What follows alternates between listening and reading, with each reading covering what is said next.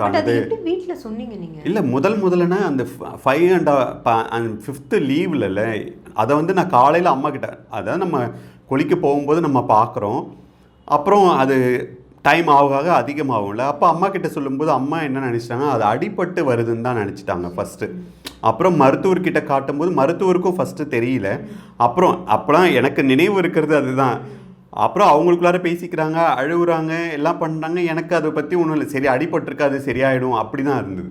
அப்புறம் நான் 6th ஸ்கூலுக்கு போகும்போது என் ஃப்ரெண்டுக்கிட்ட சொல்லிட்டேன், இப்போவும் இருக்கா, ஏய் வினோத் உன் பேரை சொல்கிறேன்டா, இப்போ நாங்கள் பேசி சிரிச்சுப்போம், நீ தாண்டா அப்படின்னு சொல்லிட்டு இப்போவும் அவன் பேசிகிட்டு இருக்கான். அவன் வந்து இது அவன் தப்பாக நினச்சிக்க மாட்டான் அவன் பேரை சொல்கிறதுனால.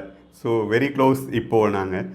அவன் வந்து அவங்க அம்மா கிட்ட சொல்லிட்டான், அவங்க அம்மா பிரின்ஸிபலுக்கு ஃபோன் பண்ணி சொல்லிட்டாங்க.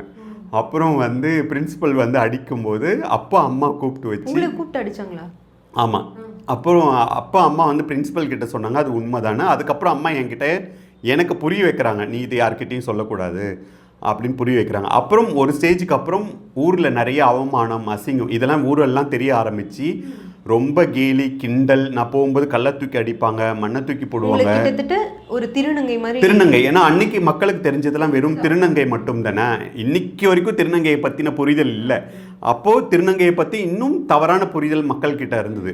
அப்போ கல்லை எடுத்து அடிக்கிறது,